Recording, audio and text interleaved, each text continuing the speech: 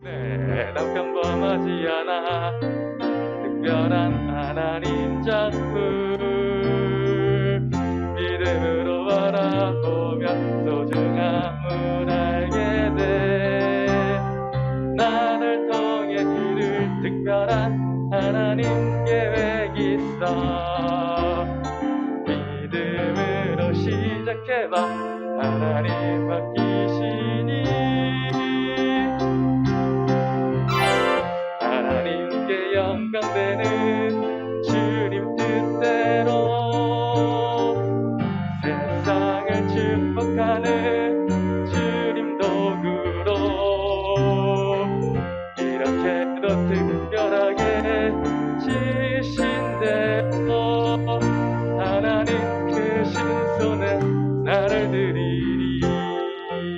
할렐루야. 오늘 말씀 창세기 50장 18절로 21절 제목을 함께 읽어봅시다. 시작.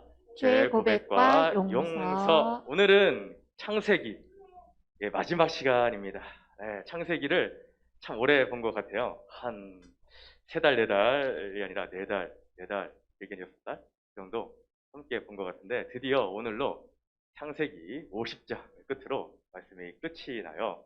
오늘 창세기 50장 끝으로 어떤 말씀을 들을 수 있을지 함께 귀를 기울여 들으면 좋겠습니다. 네, 지난 주일 어떤 내용으로 말씀을 들었나 기억이 납니까? 기억이 나요? 기억이 나시는 거 있어요? 손이 안 올라가요. 기억이 나질 않아요. 네, 네, 우리 누구 이야기를 좀 많이 봤죠 지금? 계속? 네, 요새 야곱의 형들, 요셉의 형들, 야곱의 형이 아니죠? 요셉의 형들 이렇게 봤어요. 지난주일에는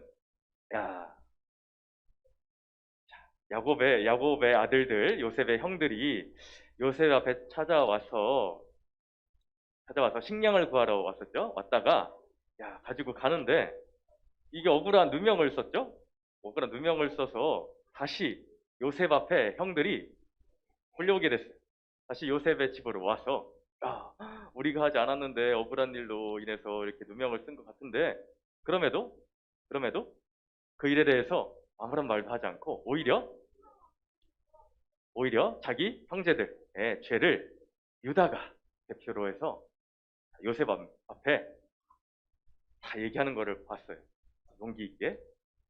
우리 가정이 야곱이라는 아버지가 있는데 그 밑에는 우리 12형제입니다. 막 이러면서 그런데 11번째 우리 동생은 사라져 버렸고 죽었나 모르겠고 그러면서 그 얘기를 막 했어요. 그리고 자신의 잘못들을 하나둘 얘기를 하기 시작했었어요. 그때 이제 그 이후로 어떻게 되었나?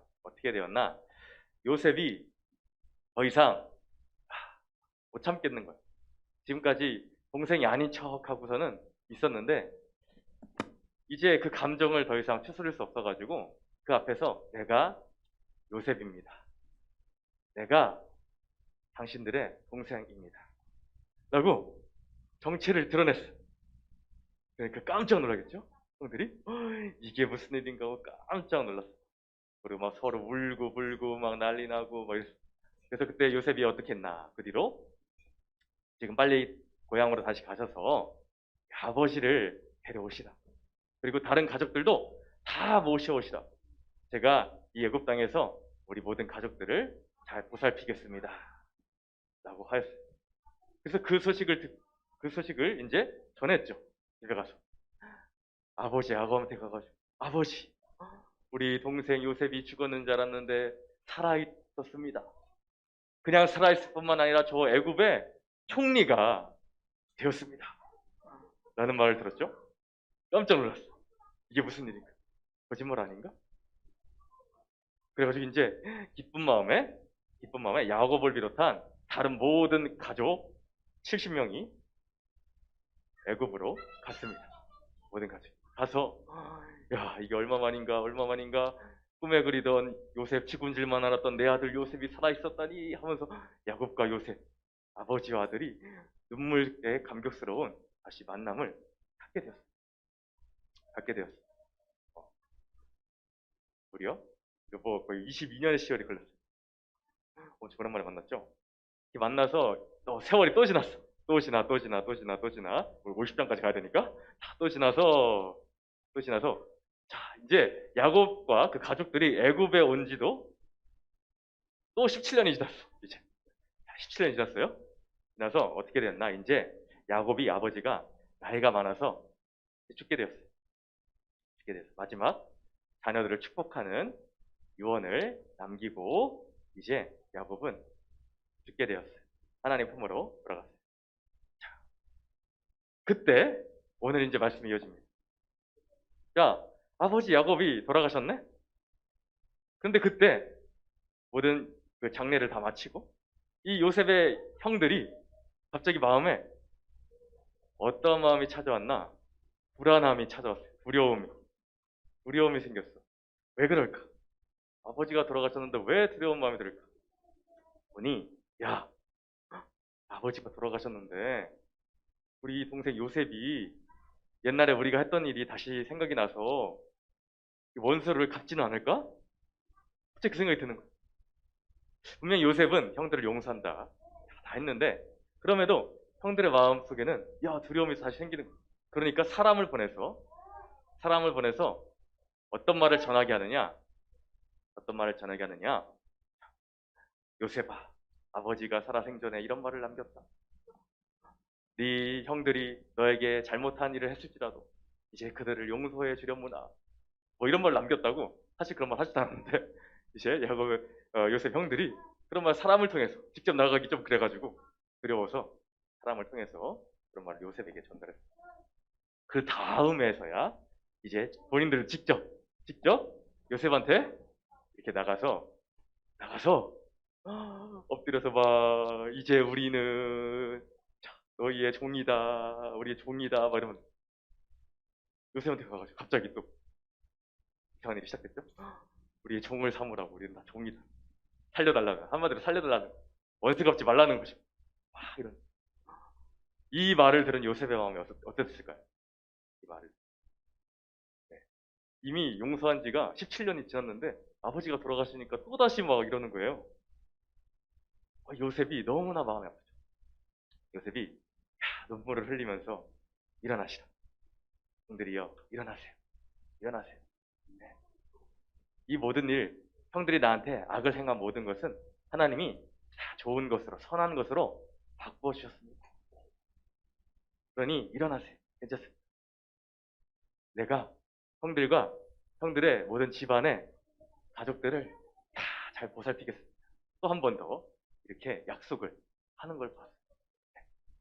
이렇게 스토리가 끝나고 나중에 요셉도 결국에는 또 시간이 지나 죽고 마는데 오늘 이 말씀을 통해서 우리는 무엇을 볼 수가 있나? 우리 두 가지를 볼 수가 있을 거예요. 하나는 이 형들의 입장에서 볼 수 있고 또 하나는 동생인 요셉의 입장. 우리는 볼 게 있어요. 먼저 형들의 입장에서는 형들이 두려운 마음이 생긴 이유는 이 요셉에게 직접적으로 용서를 구하지 않았기 때문이에요. 네.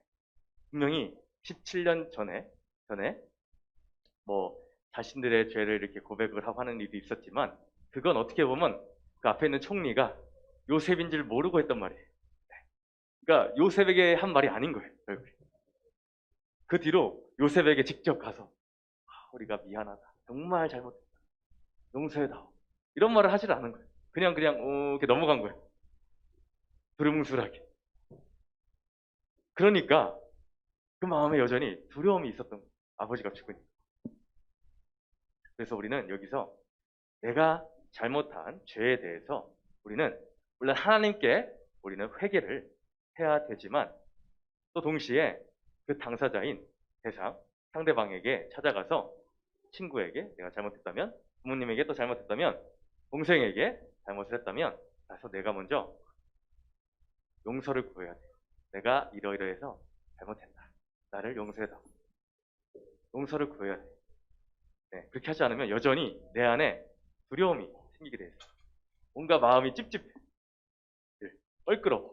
그 사람을 보기가 어려워. 그런 마음이 있어요. 이게 사람과의 관계에서 이게 해결되지 않으면 하나님과의 관계에서도 껄끄러움이 있을 수밖에 없어요. 그래서 우리는 하나님뿐만이 아니라 사람과의 사이에서도 이런 죄의 용서를 구하는 우리의 죄의 고백을 해야 된다라는 게 우리 형들의 입장에서 본 거고, 자, 하나 더 요셉의 입장에서 보면 우리는 또 때로는 누군가가 나한테 잘못을 할 수가 있어요. 그죠?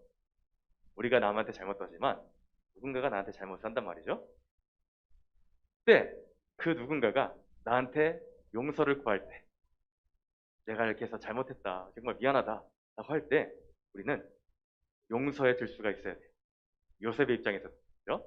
요셉이 그 나쁜 짓을 당했는데도, 그죠? 얼마나 나쁜 짓을 많이 당했어요.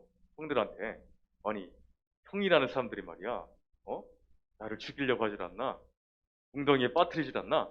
그리고 그거를 다시 상인들에게 팔아서 노예를 삼질 않나? 생각해보세요. 내 형이, 내 오빠가, 내 누나가, 동생이 나를 팔아먹는 거예요. 돈 주고. 돈을 받고. 야, 너 가져가. 돈 줘. 팔아먹는 거야. 이거를 용서가 쉽겠어요? 쉽지 않죠. 근데 요셉은 용서를 했다, 이거예요. 어떻게 그게 가능했냐?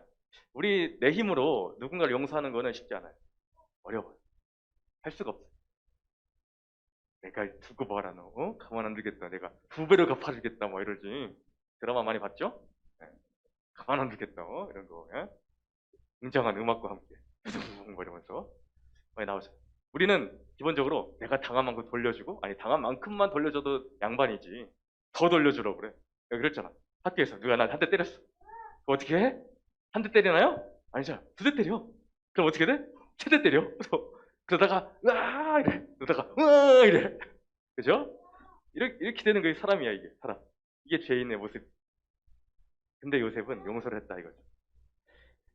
그 용서할 수 있는 거는 요셉이 하나님을 믿는 자였기 때문에 가능해요. 하나님이 왜 나를 이곳에 보내셨을까? 하나님의 계획을 그는 믿었어요.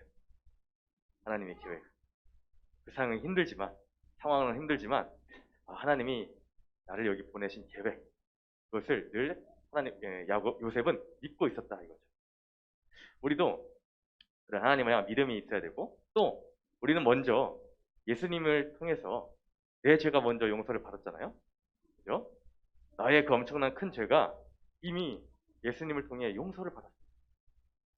그 많은 걸 용서받은 나인데 내가 그 작은 것 하나, 내 친구가 잘못한 것 하나 용서해 줄 수 없을까라는 거죠. 이건 말씀에도 있는 거예요.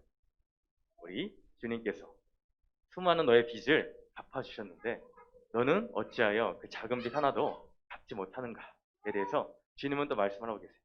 그래서 우리가 예수님을 믿는다고 하면은 내가 용서받았듯이 누군가를 용서해 줄 수 있는 마음이 돼야 돼요. 그것이 부족하다 하면 우리는 예수님의 십자가를 늘 마음에 묵상을 해야 돼요.